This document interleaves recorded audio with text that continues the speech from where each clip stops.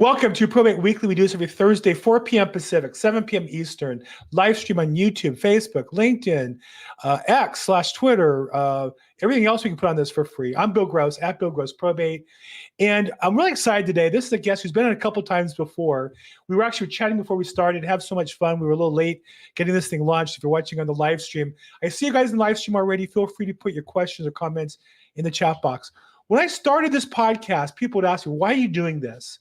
And I said, there are two reasons why I did this. Number one, I really believe with all my heart, being in probate real estate, it broke my heart to go to court to see how many families were ripped apart and wealth wasted because of lack of simple, basic planning.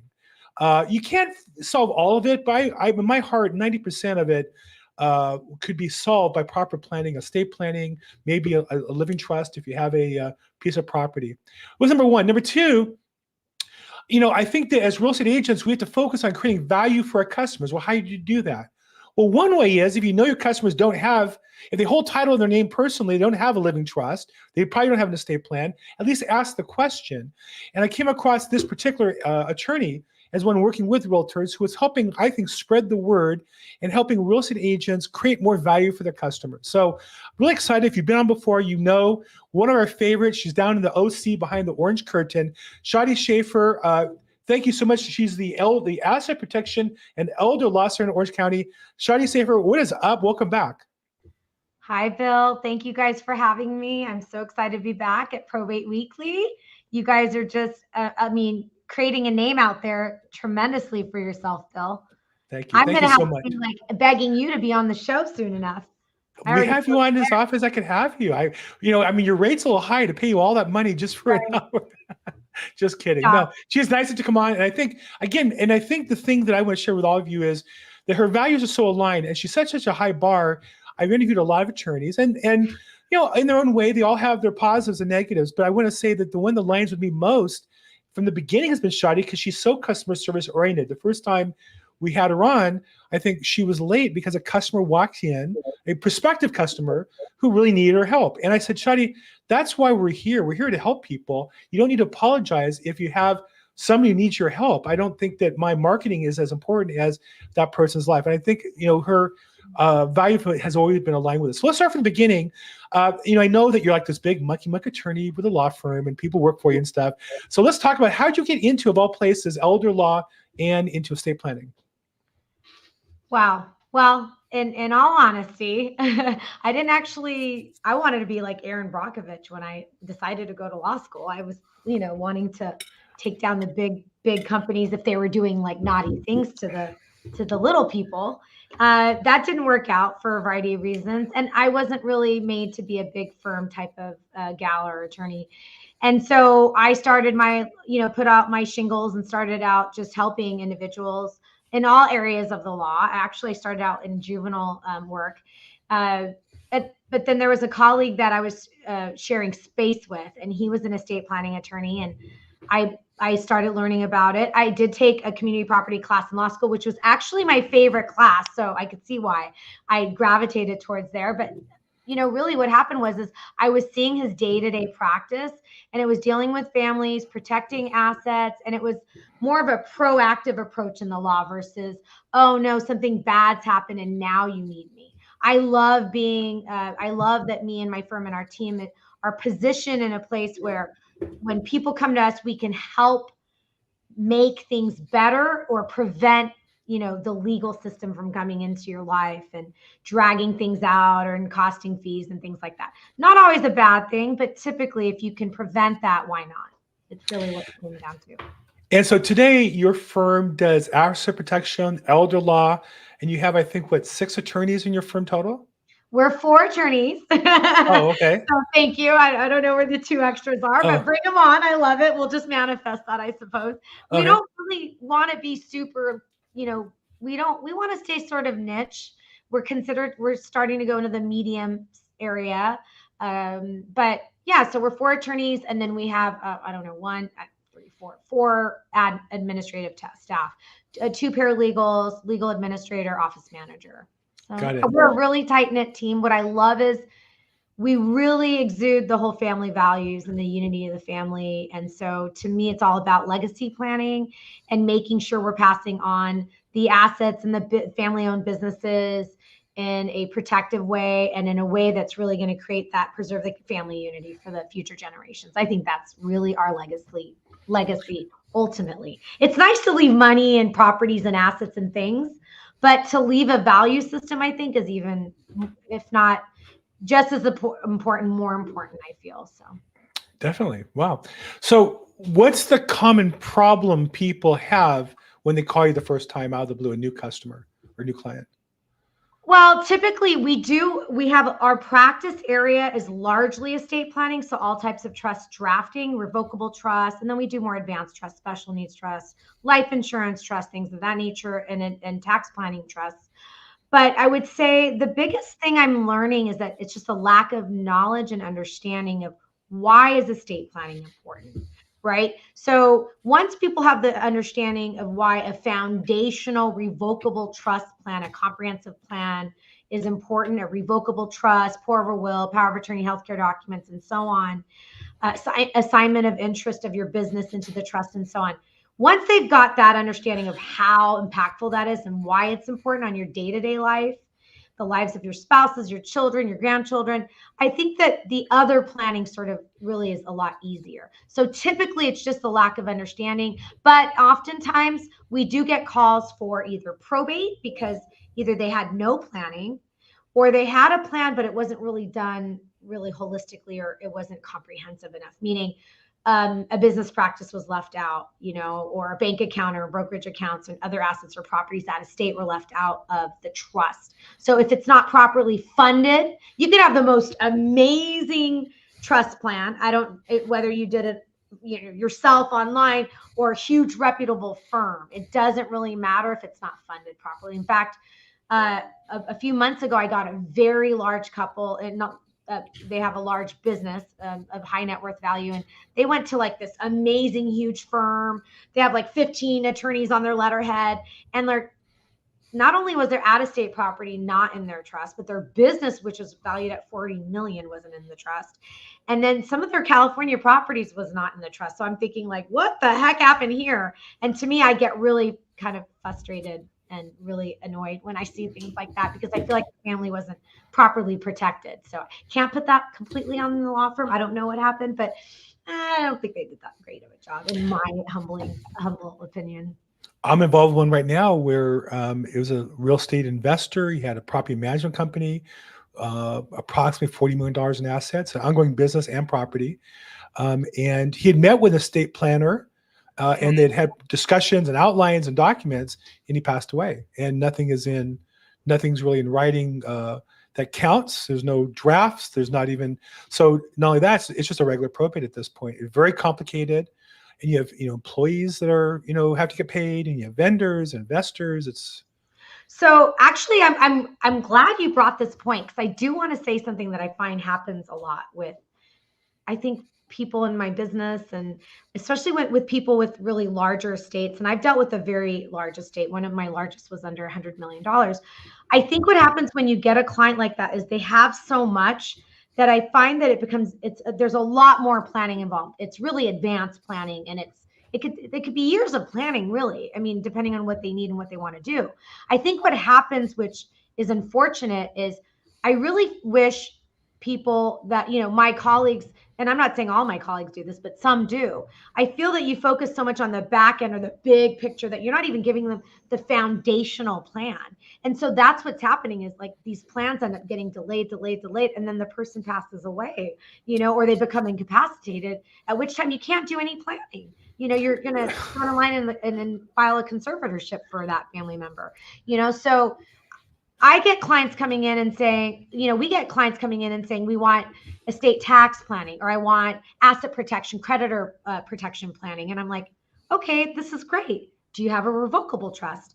Which I consider the foundational plan. It's like the foundation to your property, right? I can't give you a roof if I haven't even built the foundation. And so they're like, oh no. And I'm like, okay, let's start there. So I'm not really focused on the really high dollar planning. I'm really wanting to get in there and really do foundational planning, because if you truly want to protect your clients, you really have to start with what they absolutely need, before you start to build from there. So I say something that I know upsets some attorneys, so don't take it personal. No. But I Not say at all. if you're one of those high-end plan, because I've just seen this a few times now. You mentioned one, and I've seen myself 2 other ones that were estates that worth over $40 million with no plan at all, effectively. And I say, listen, you have to do one of 2 things. Either one, you have to give them the equivalent of a life preserver to hold them open until you build a lifeboat. So that may mean just a basic estate plan, boilerplate, get it done day one, and now you're at least, in case the whole thing goes to hell, you have something. It might be wrong, it might leave something. It's something. It gets you out of probate into at least litigating the trust. Or 2, send them to LegalZoom and let them get one there, and then you rewrite it, right? Because at least it'll get done. And they hate that. They go, "Oh my God!" They go. I said, "Well, but," and you know, I don't know if I can ask this question on the record, but when I ask attorneys off the record, I say, which is better, LegalZoom or nothing? 100%. I don't disagree with you. 100%. My only qualms with what you had said was if they're in front of an estate planning attorney, there should be no reason why that attorney can't just do a foundational simple plan. Like, I don't disagree, but it happens. I do it all the time. You want to know what's interesting? I actually get a lot of referrals from LA, and I'm talking like, you know, business owners, producers, people that, you know, you're lucky if you can get a meeting with them because they're just busy in their own lives with their own businesses, careers, or whatever, right? And so I remember one gentleman, he literally had gone to like 5 different attorneys, and this financial planner, banker guy calls me, colleague of mine, like, Shadi, I need you to help him. I need you to help John. I mean, he has nothing, you know, house in the Pacific Palisades, blah, blah, blah, whatever, right? I kid you not. When I talked to that man on the phone, I said, do you trust the banker? I know you don't know me from Adam. Do you trust the banker? Yes, I heard you've been trying to do this for like 7+ years. Oh, it's been way more than that, Shadi. I'm like, okay, do you want me to just get this done for you? Do you trust him? I can't really say, do you trust me? You met me for like 5 minutes over the phone or on video or whatever, you know? And I kid you not, like 2 to 3 weeks later, I had the plan, and my notary was like in front of his house. Like, and they were like at golf or tennis or something. And we were calling him like, your trust signing, you know, we're going to do this right now, you know? And I told my notary, I was expecting it. I said, plan 2 hours. She sat there till they came back. They rushed back home, but their trust is signed. And now what's amazing is even a very simple, basic trust. Now the agents they trust, the people they trust can actually do the advanced planning. I mean, obviously if they die, you're limited, right? Okay, you're dead. But if you're incapacitated, sick, whatever, life gets in the way, at least you've got things in place where other people can continue the plan. Yes. Or better yet, your surviving spouse can still do advanced planning. Yes. That's the key here. So, yeah, I mean, you just have to be creative, you know? You just have to be creative. So. I just saw in the news, I mean, it's always sad. Jay Leno had his wife put in a conservatorship. And I'm thinking, how in the heck did that happen? There are attorneys who've made tens of millions of dollars off of his career, and nobody said, hey, before we go further, let's at least get the basic. Let's go to LegalZoom. That's why I would say, let's go to LegalZoom together. We'll do it on my phone. At least you have something, right? I'm sure there's an app for that. Let's just pull up their app, right? Like, and I don't know a lot about Jay Leno, but it must be so embarrassing to go to court and talk about your wife, and the court person has to go see the person. All of that just so unnecessary. That's how much I don't like that whole process. Like, I don't want to do it. Someone calls me for a conservatorship, I refer it out to colleagues that I work with. I don't do them. I don't do conservatorships. I don't do guardianships.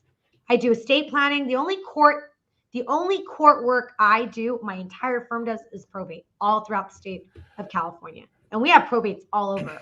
Our probate work is stellar. I'm really obnoxiously proud of my probate process in our firm. But I also want clients to come to us for pre-planning so they don't have to go through probate.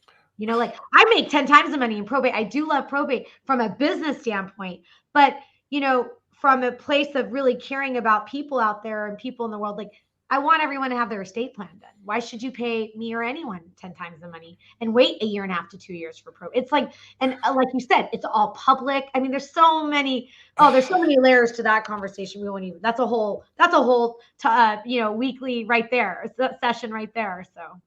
Well, that's what it's called, Probate Weekly. We do something I gotta do something every week. Okay, so So because most people on our call are real estate agents, and you're in Okay. California like I am, Yes. is there any good reason that somebody would own a house? Let's say that means at least it's worth $500,000. I know there's houses in Central California that are less, but let's just say in LA, Orange County, you're probably talking $1 million, but even $500,000. Is there any reason why they should not have an estate plan, and probably that means a living trust? I mean, is there any reason why you should have it in their own personal name? A reason, but I mean, by definition, you should have it in a trust, right? I mean, in California. Yeah. Oh, I mean, you don't have it in a trust.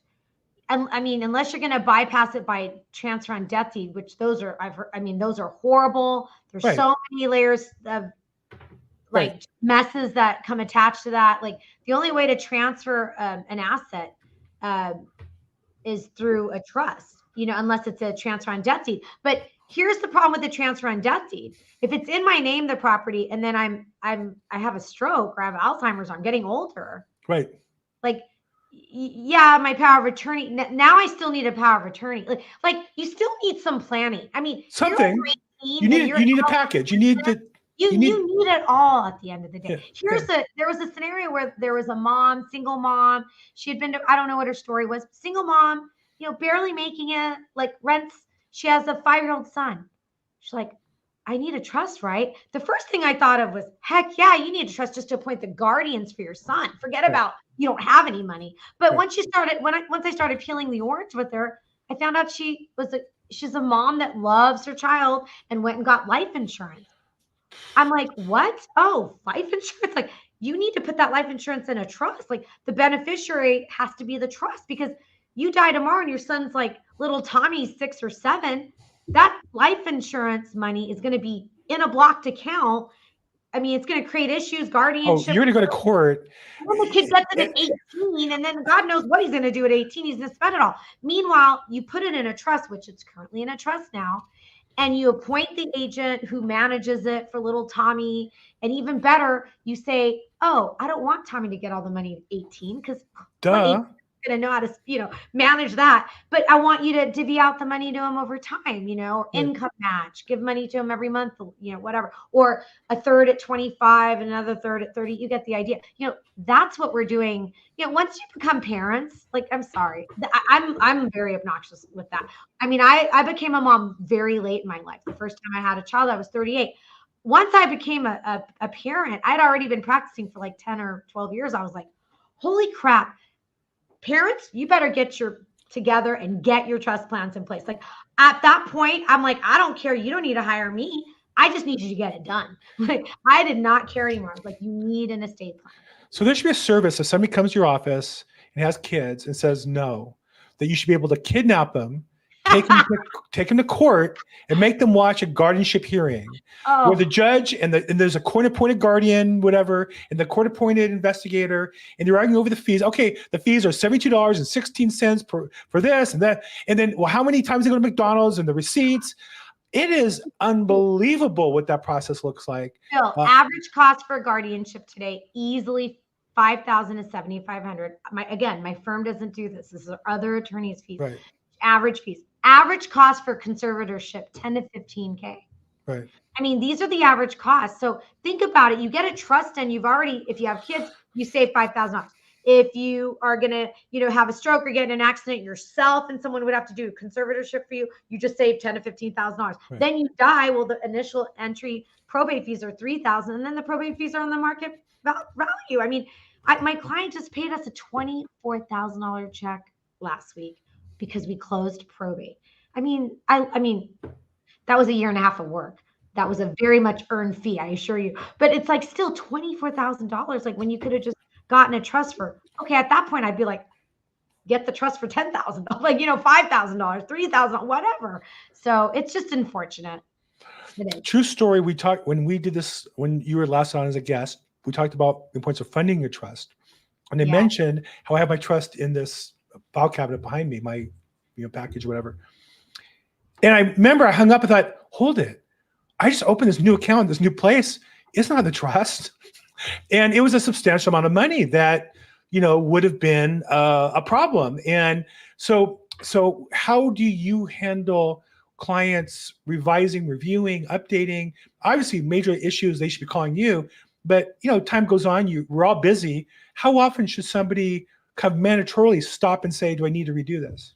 I always tell clients, when you're acquiring new assets, bank accounts, real property, businesses, you always should call us or your trust attorney, because there are things that you need to do to make sure that asset is in the trust.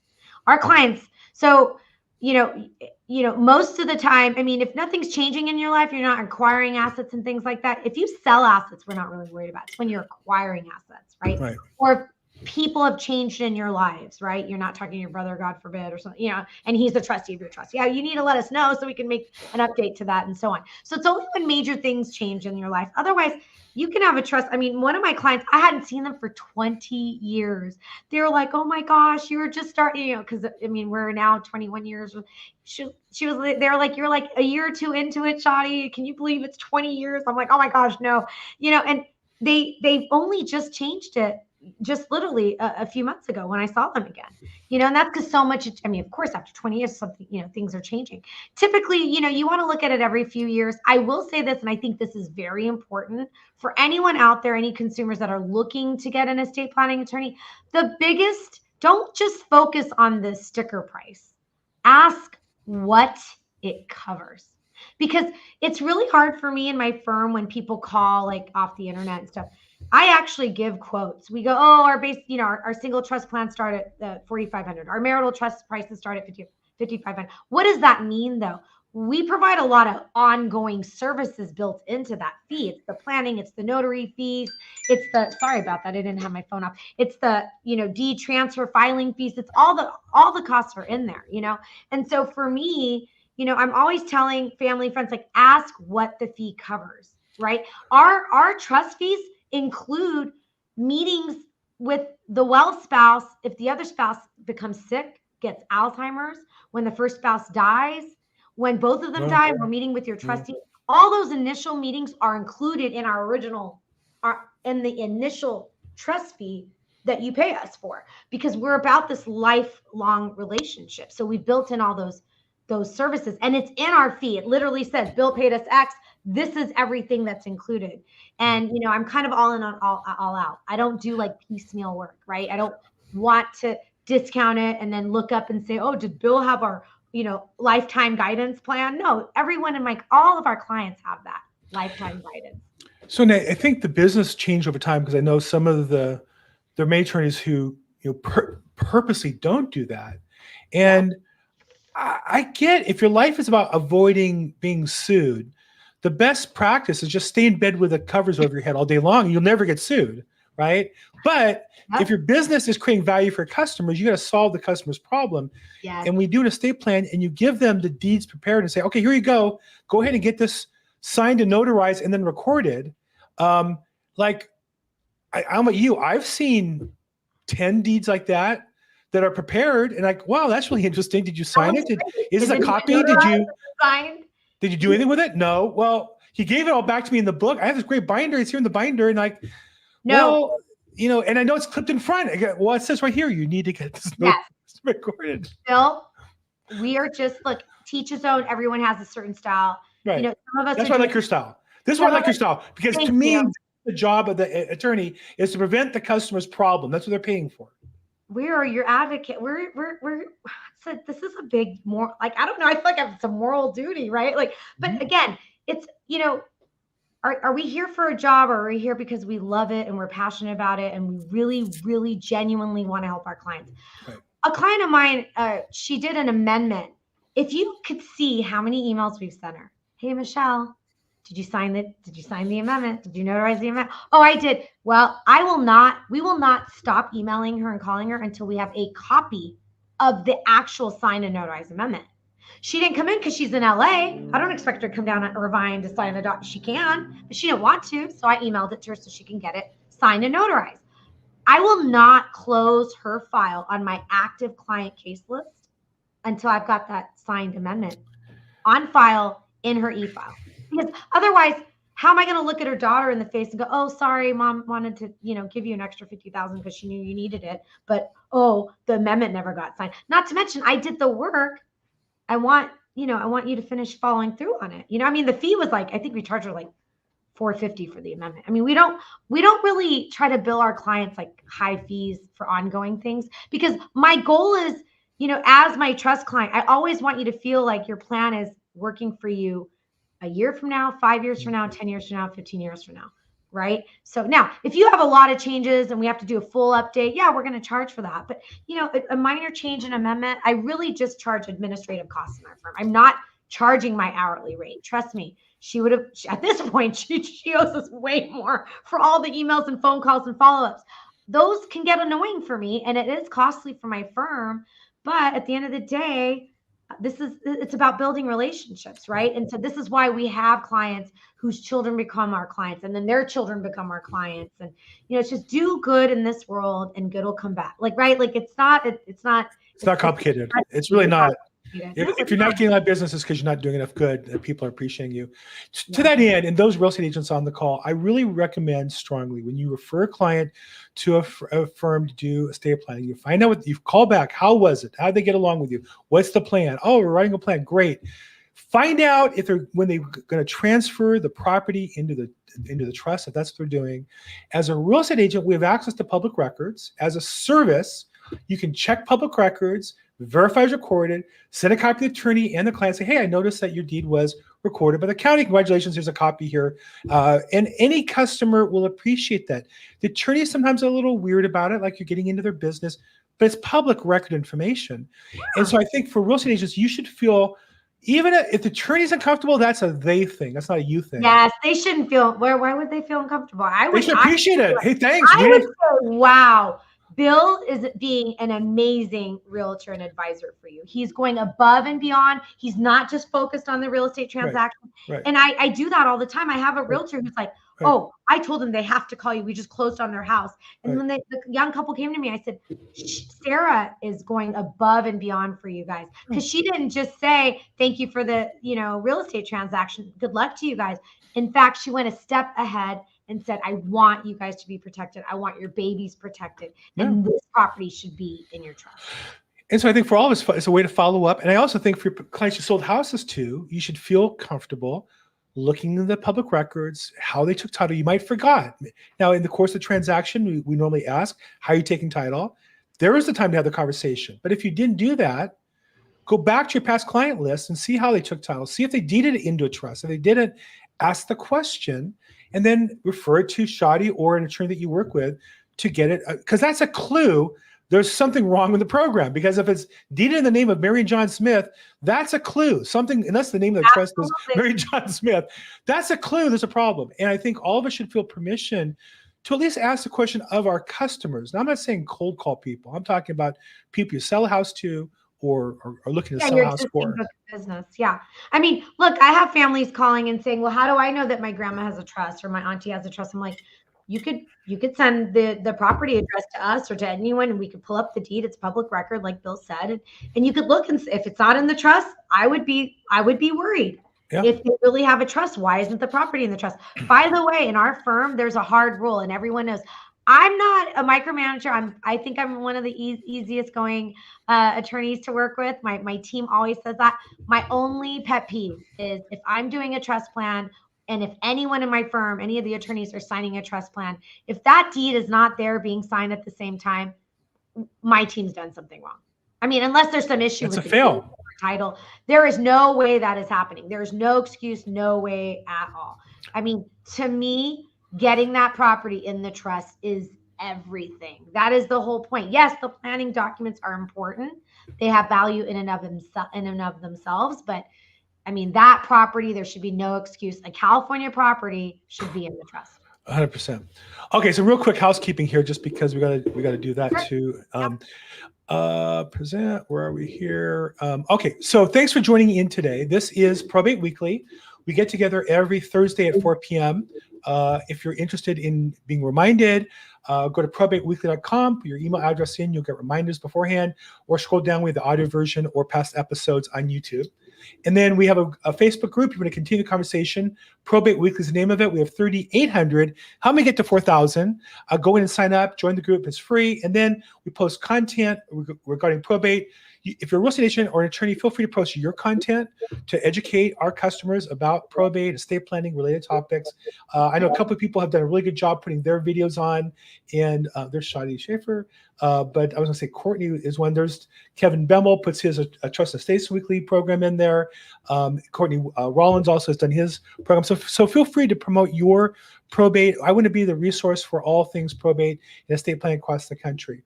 And then finally, if you're interested in building a marketing business, I have a real estate marketing masterclass. We do this once a month. The next one's going to be on May 9th. May 8th. It's a low cost, $97, 1 hour small group coaching, and then 4 half-hour follow-up sessions. Text or email me for details. Love to have you participate if that's something you want to do. And then our guest today is Shadi Shaffer, Asset Protection and Elder Law Center. And there she is on the right with her husband. And at our firm, your estate plan is not business, it's personal. That really does speak to who she is. And she's been here a few times. Really lucky to have her. She's based in Orange County, California, but does estate planning, I want to say, all over California. All throughout California. We have clients up in the Bay Area. Bill Patrick, my law partner, is not my husband, although he is my work husband. And we've been best friends for 31 years. So if my husband was listening, oh my gosh, I'm so sorry. Yeah, she has 2 husbands pretty much at this point in her life. No, it's okay. People say it all the time. He's the goddad to our boys. He's like my brother. It's all. I barely have one wife. I'm hanging on by my fingernails with the one I have. I don't need a second. I got a lot of men around me in my life, but they're amazing. So I'm very lucky. So let's kind of transition from the estate planning to a probate piece. To me, it seems almost by definition, if somebody comes to you with a probate case, there's been a fail, right? Is it just a lack of attention? Nobody paid attention to this beforehand. What do you see as the most common case? Just they never thought about it, and wow, somebody passed, and now we have the situation in our hands. I think in the world that we're living in today, Bill, if I'm being honest, I think it's just finding the time, making the time, right? It's not about finding the time, but making it a priority and knowing that it's important, right? I don't know. I think sometimes people are working so fast in their lives. Sometimes people aren't organized. You have to slow down in a sense to speed up, if that makes sense. Mm-hmm. And we're not consciously doing that, being conscious, being in the moment, and really, really understanding why this is important. But I really think that's the biggest piece. I really don't feel that people understand why it's important and why they should care. And then there's some people that are just like, well, I can't afford it. It's not a priority. It's expensive. They don't understand that, not having the plan is way more expensive, and it's so intrusive to your life. And, again, I think any good couple, good parent, good business owner, really, we have to be shepherds for each other, right? Right? I mean, if I'm a mother, I have to be a shepherd for my children. If I'm a business owner, how dare I not have an estate plan in place for my employees, right? How dare I not have business succession planning in place for my staff and team? Their lives, their families are depending on this business.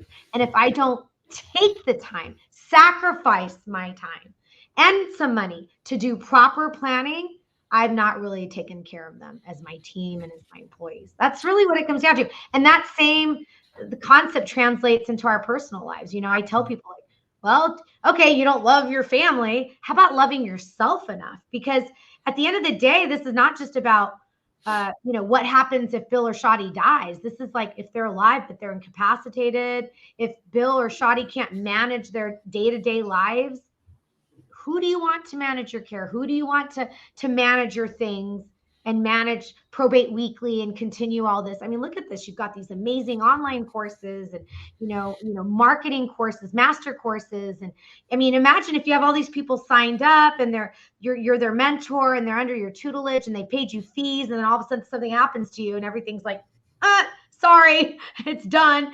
Oh, well, I paid him fees, or I paid Shadi my fees. Right. What do you mean? And I get frustrated. Just recently, there was an estate planning attorney who a situation happened and they did no planning. And if you knew the mess that was a consequence of his lack of planning and how it impacted his clients, I'm embarrassed to share, but I was just so frustrated, and the only way I knew about this is because someone I knew worked for the firm. They were one of the employees. It's disheartening. I get it. I get it. I don't want anyone to think like I'm sitting here on my chair judging. It's easy for me. I'm an estate planning attorney, right? But I genuinely will tell you, like I bought I mean, this is probably TMI. Like my own family is like, oh my gosh, don't share. I actually took the time a few years back and got burial plots for my own parents who are alive and well, and they're nowhere near passing away. But I just thought, you know what? I'm going to have to pay for it at one point, me and my sibling. So why not just do this now? Make payments, 0% interest, like whatever. And, I don't want to have to worry about that part of the planning then. Right. It's a way of me honoring my parents and honoring myself to be able to have that moment when I have a loss of my parents, to go through that mourning without the extra added stress. You brought up something that I never appreciated till recently. As a business owner, one of the largest estates I'm doing with now, he passed, and he only has one child. This child's an adult, married, doing well in his life. You might say, hey, whatever he inherits, whether it's 40 million or 20 million or 10 million after taxes, what difference does that make? It's all life-changing money. It's all good enough. Okay, you could make that judgment, but you hit a point that I never had thought about, which is he also had a property management business, and he had 2 loyal employees who both had been there, I want to say 20 years plus, lovely women, both dedicated, committed to him, to his life. And really, but for the fact that he had an attorney for the company who came to me, and we got somebody to be a fiduciary who has experience as a property manager in commercial property, and has been able to step in to a very complicated business. There's cannabis leased properties, there's cash properties, it's downtown LA with all that means with squatters and crime. It's a unique business this guy was making a lot of money at, but not anybody can step into that. And I believe we've been able to save it and turn it around, and everything's going to work out, please God. But those women, every night, not only they lose their mentor and friend and quasi-family member who died unexpectedly, but they went to bed every night wondering, am I going to have a job? Or and am there's no severance pay? Check. Right. And there's no severance pay when a company shuts down off, and they just shut down. And, and one thing I know is if he came back, as if it's possible, and saw kind of what happened as a result of not having a plan, no question he would have one. Yeah. There's another couple that some of the higher end estates that I've dealt with, that there's no question if they saw kind of the mess that's left, you could say, it doesn't really matter. I don't really have family. I don't have kids. I don't have this or that. Right. Okay. But your impact is kind of like It's a Wonderful Life. You impact so many people that you don't understand when you have a business, that you owe it to your business, like you said. Now, could he have planned, and I'm sure this is one of the problems, who would replace him? It's impossible. That job's impossible. He was a specialist in that market, in that area, in that time. Probably nobody could fill his shoes completely effectively, but somebody's got to wind it down, and somebody wants to pay. You don't have to, sometimes I say, if you don't have to have all the answers. You just need to give someone that you love or trust the master key to help determine those answers or solutions when, the stuff hits the fan. You know what I mean? Like, that's all it is, right? Like, who's got the master key to enter the kingdom that he built, to manage it all or sell it off or just honor it, like you said, and the people that was within it. That you would want to respect and show appreciation to. And he didn't get around to planning that, but I know he would. I mean, I've never even met him, but I know enough when talking to people. Of course, he would want to provide for them in some capacity. These are employees who found a chunk of cash because he collected cash from these cannabis tenants, whatever the story was, and turned it in. It's all being handled, documented, legally deposited, all that. But how many places would have just made off with it? Left a mess, left the tenants upset. Found guns in the business. He had them to protect himself, but we had to handle them properly rather than just let somebody steal them or whatever. Who knows what happens? So I think we don't really appreciate, but I know in my experience, those people who passed with these large estates, if they came back, I had another one, a real estate investor. He had probably 10 or 20 properties here in California. He had 500 properties in Texas. Now, mostly small lots, mostly very small, but still. And he left his daughter to deal with it. And I know that he would not want her to go through the anguish. She's a nice single woman and she's smart enough and capable enough, but she's not a real estate investor that's that savvy. Sure. And who would want to put you? Well, what a bummer that, sorry, but what a bummer that she just lost her dad. But then on top of that, she has to have all those layers of legal issues and hoops to jump through versus like if he had it in a trust. And right. Look, I'm not here to tell anyone that, if you have a trust, you have no issues. I could never say that to anyone, right? That's a lot of work. Even with a trust, it's a lot of work. Right. Yes, absolutely. There's layers to that too. I mean, I had one family say, I'll never do a trust. We had so many issues. I'm like, I don't know if the trust was the issue. I think the people involved within the family was what the issue was. But nonetheless, right. No, it's not perfect, but it's way better than the alternative. Yeah. If you don't like the work of a trust, you are not going to like the additional work of getting the court to prove everything you want to do or giving you authority to do anything at all. My whole point is just like, why would you want anyone else telling your people how to do what? Or, or people that could care less that are just, push the paper through. The courts aren't bad. They're there to protect us, right? Well, you're in Orange County. You're in Orange County. They're not that bad. The judges are pretty good in LA. Well, I have probates in LA now, Bill. You're being a little, but the judges, I would say this, I'm always impressed with the judges, and I'm, I don't necessarily agree with everything they do, but I'm almost always impressed with the probate judges in LA and Orange County. It's the staff in LA. It's just overworked and it's a tough place to do business, and it puts a lot of pressure on the judges to have to move very quickly and shortens the whole process. I think that's the problem. Look, it's our fault. It is our fault. It's all of this, all of what we're here for is all collective in every aspect of this world. It's all collective. If some of us would do our jobs and being responsible and having plans, then our probate system wouldn't be as overwhelmed, right? And pressured, right? So, I'm being very nice here, to the courts and whatnot, but the reality is it's just, they're backlogged. They're just too much that they can handle. They don't have the budget for it, like you said. But it is so sad. I was just in court online, Mendocino County. We do probate all throughout California. And my matter was pre-approved. It was formality. And it was yesterday morning. And one of the cases they called beforehand was this woman who had just lost her mom. She was in pro per. She was sitting in front of the judge. The bailiff brought a box of tissues. She was crying. And the judge is like, are you going to be able to manage this? Yes, Your Honor. Do you know the next step of what to do? Yes, Your Honor. You have to file, notices and things. And, I can't guide you. I can't give you legal advice. The court can't give you legal advice. Are you going to be able to manage that? Yes, Your Honor. And so, it was so, my heart broke. I was like, oh, I don't know this lady from Adam, but it was just tough to see. So. Probate court, man, tough place, definitely tough stories. And, it's also very so much, I was in San Bernardino court online on a matter, we got approved. And the judges, oh, don't worry, we'll get the order done today and to you. And it's like in LA, you got to send the form. It gets rejected twice because one eye's missing, one T's not crossed right. And I get that they want things to be accurate and perfect. But in San Bernardino, the clerk's typing it I'll up. get it for you today. I remember I think there was, and I think it might've been, I don't know what county it was.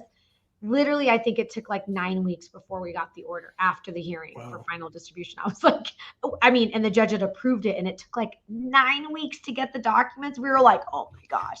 So it was crazy. I don't know if you know this though, behind the orange curtain, as you say, I'm proud to share that Orange County now does these expedited hearings on the back end. So I don't want to quote myself in any way, but if you have a probate matter and you've done, and it's at the point for distribution, for final distribution, you are allowed to then ask for an earlier date to expedite. Oh. It's amazing. Why I'm sharing this is because I'm really hoping all the other counties fall suit.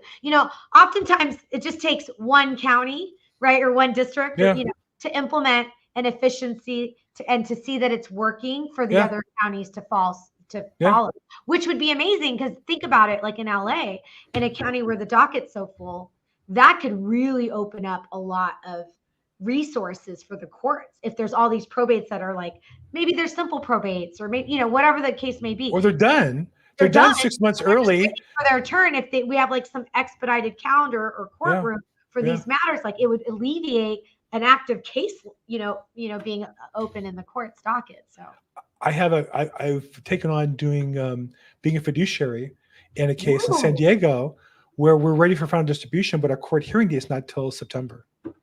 Oh, so the customer's waiting for their money till September. It's just sitting there in his bank account, and nothing. Property sold, everything's done. And I bet you they're like, so I can't use the money. No, I actually, are you ready for this? I had a probate where the son died and parents were like in their 90s. I think dad was like 98, mom was like 94, whatever. Oh my gosh. They lived in Florida. Son died here. Money sitting in the bank account. Are you ready for this, Bill? The dad died before the probate finished. Like and the mom was like, Shadi, can we use the money for like the funeral? Like they had no money, Bill. And I was like, oh, I'm sorry, you can't. I apologize. Like, I don't know what to tell you, but do not take a penny of that money out of that estate account. We will get in trouble. You're not allowed to do that. It's just a bummer. It's crazy. It can be challenged. It can be. Bill, are you doing fiduciary work? Because I wouldn't think twice in having my clients utilize you when they're. So I got asked by attorney to do one. I got asked by attorney to do one. I did it, and then he asked me to do a second. In California, you can do two without being licensed. So I have two now, and my first one isn't closed till September.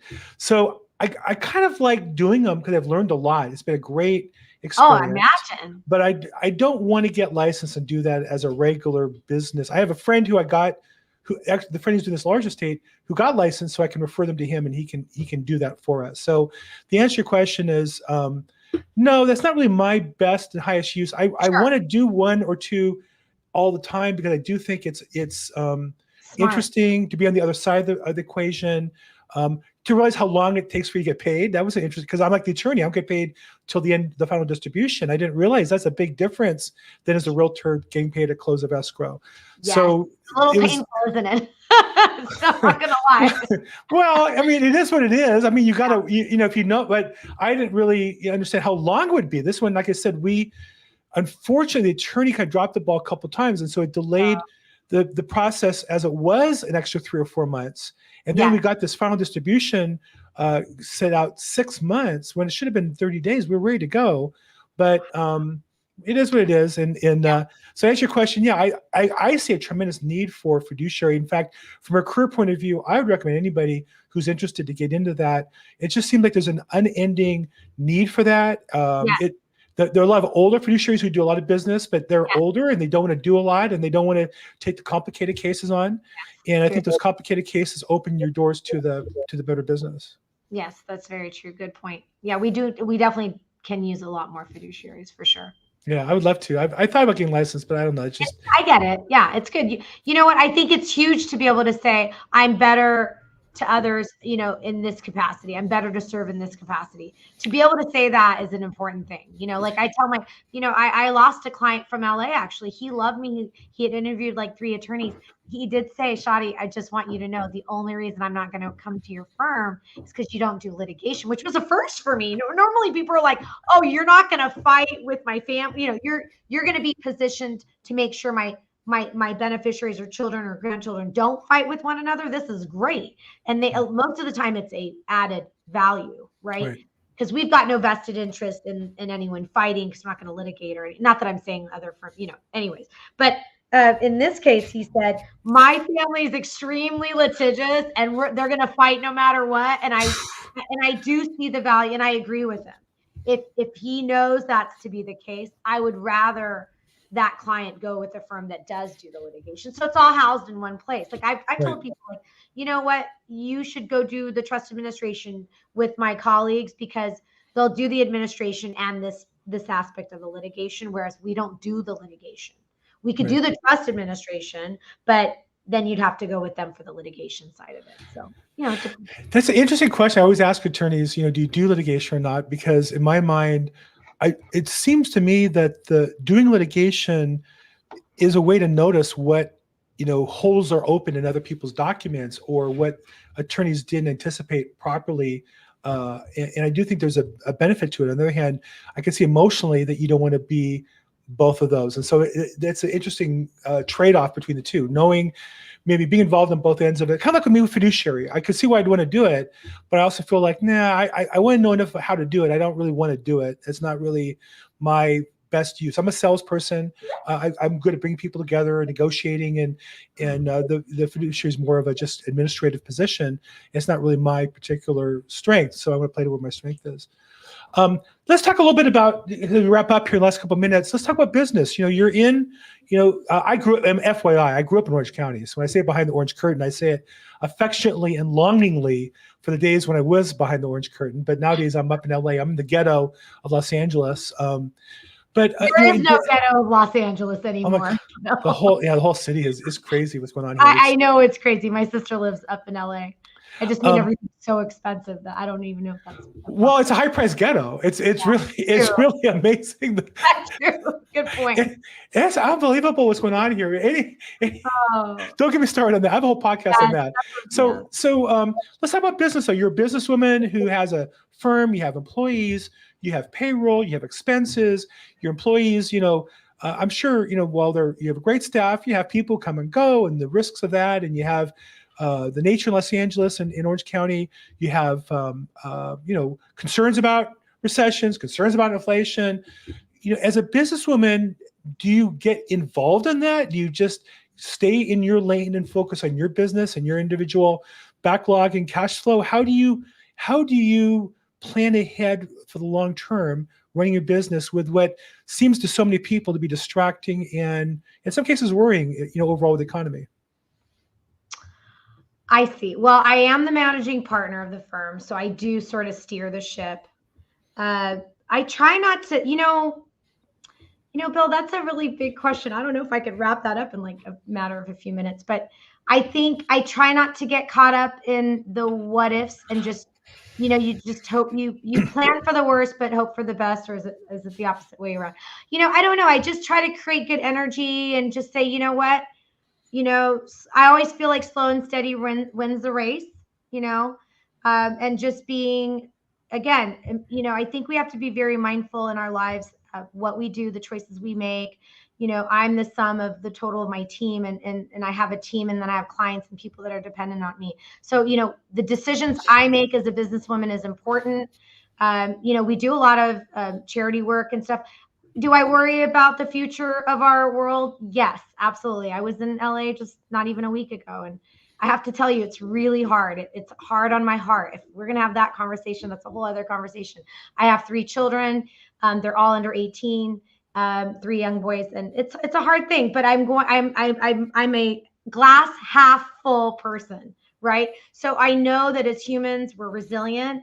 And I know at the end of the day, there's a lot of good in the world and a lot of good in people.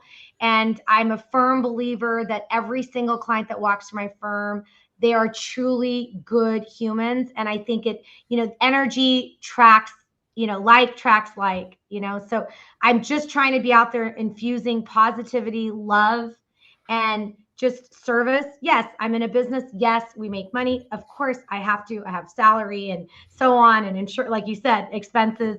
Trying to keep up with it is not easy. It is hard. There are some days where you're like, I just want to go be a barista at Starbucks. Like, why did I do this? I should have been a realtor, like have a colleague. I'm like, what? Oh, that's easy. Yeah, that'd be easy life. And it's not easy. I have such respect for realtors. I mean, genuinely. Talk about a stressful transaction with so many layers to it. And, you guys do not get paid if there is no transaction. And we won't talk about the whole changes in commission structures. No. What I will say is demand your value. That is important. It is okay, but it has to be for good cause, right? Like I can't just say, oh, I want to charge $10,000 for a truck. I don't just charge someone because they're worth 40 million. You got to treat people on the other side of the desk how you want to be treated. I had a family in here. They're hardworking, blue collar family. Just before this, I told them they literally can get the same trust plan for half the price. I told them. I wanted them to know that they had that option, because I think it's important in someone in my position to give them all the options. So as a family, they can make the best decision for their family. I also told them the difference between those pricings and why we're priced the way we are and so on. Because you want clients to work with you because they chose to work with you and they made an educated decision based on what works for their family. So I don't know if I answered your question. I think it all ties together. It's just take care of your team. Bill, I have amazing people. You said something earlier about, I know a lot of, you probably had a lot of people come and go. My partner and I've been so lucky. Our people stay with us for a long time. And even when they leave, we still have friendships and relationships.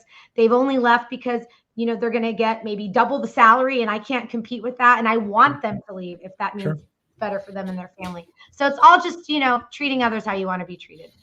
I think that's the thing. I know that's the reason why I've enjoyed working with you is on the podcast, especially, is that your North Star is always creating value for other people. I remember the first time I had you on, I mentioned that at the time when my family members went through a life change, and you mentioned how important it was for them to get a plan. You made a very generous offer. I said, okay, I'm going to pay for it for them, but I couldn't get them to agree. And I was more disappointed that I couldn't come back to you and say, I got them to move forward. I'm a salesman, but at the end of the day, my job is to get the other person to see the value. And I can't make them do what I know is the right thing. I can only present it as best I can, but effectively. And then at the end of the day, it's their choice to make or not make. But I think the thing that you really inspire me on is always to focus on what's best for the client. The money will take care of itself. Yes, we got to charge a fee. We shouldn't be afraid to stand up and say, hey, I'm worth this amount. And if you don't appreciate it, fine. There's other realtors, there's other attorneys. Good luck. I'm here to help you. Call me back if I can help. I'll answer questions. But I'm fine, and I am fine with it. I'm not saying it sarcastically, legitimately. It's like, good luck. And if there's a better realtor in probate than me, let me know who they are. I'll learn from them. I'll listen to their podcast.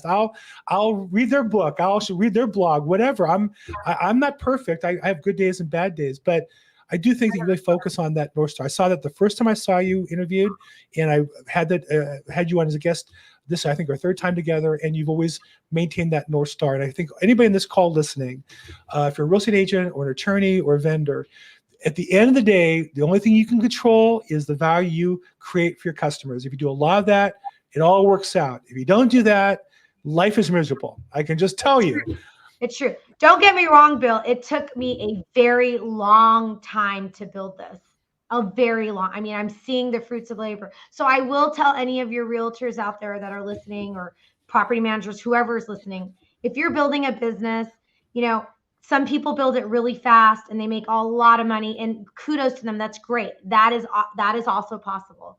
Right. But the way we did it was slow and steady, and it's winning the race, right? And I think, for me, it was just really doing right by my clients. That was really important for me and my partner. And it's important for our whole team. One of my attorney associates said, I won't work anywhere else because you guys really put the client and their families first. And that was a huge statement. It gives me goosebumps. Your comment earlier gives me goosebumps, and it means a lot to me. So someone must be paying you to be nice to me or something. I don't know. No, it works out. I think people love you. Look, I haven't had any attorney on who's had more positive comments in the chat boxes and emails afterwards than you. You're loved. You're a superstar in Orange County. I don't know. I think I offended someone because I kept interrupting you. So it is not my strength. I apologize. But it's okay. Well, I saw that. I didn't think you were talking over me, but whatever. It's a lot of fun. Look, I think we both kind of talk quickly and are pretty clear of what we want to say. So that's why I feel like we get along. If you can't keep up with that, that's a you thing. It's not a me thing. You're so cute. Hey, I'm 65. I'm not in prison. It's always going to be a you thing and not a me thing at this stage. I'm playing in overtime. So, Bill, I love what you have built. Thanks. Honestly, I commend you. You're an amazing resource. By the way, these young LA attorneys came and visited the firm the other day to just let us know who they are and whatnot. And I'm like, oh, I work with Bill Gross. Oh, we know Bill, So of course you know Bill. I'm like, I'm sure you guys know Bill. And how nice. Yes, we do. So. How nice. That's very sweet. Well, thank you. Thank you so much. So we'll wrap up here because we're actually overtime. Of course, I went overtime with you. Our guest today, Shadi Shaffer, Asset Protection and Elder Law Center. The website is pslawyers.com. pslawyers.com. And she's in Orange County. Phone number 714-966-2646. There's a contact button. You get together with her. She does consults if you have questions on it, estate planning, probate administration, and if no other reason, just to have a lot of fun and talk to real positive energy entrepreneur and businesswoman down in the OC. Thank you, Bill. If anyone needs anything, even if we can't help them with it, always call our office line, and we will always give you a referral or try to give you some guidance on it. And we actually, our new URL website's assetprotectioncenter.com. PS Lawyer still works. I noticed it said something like not secure, so I was like, So assetprotectioncenter.com would be the better website to go on to. I'll put that in the description notes. You didn't talk over me. You corrected me, and I need to be corrected. So assetprotectioncenter.com. Thank you so much. Shadi Shaffer, a lot of fun, great lady, and thank you for being on the call. Appreciate you. And for the rest of you, this is Probate Weekly. We do this every Thursday, 4 p.m. Pacific, 7 p.m. Eastern, every other time on both sides. We live stream on Facebook, LinkedIn, YouTube, Twitter, Rumble, everywhere else that we can get on for free. If you know of a place on Twitch, if you know of a place I'm missing, let me know. Thank you, everybody. Make today your best day ever, and we'll talk to you soon. Thanks so much. Bye, everyone. Bye, Bill. Thank you.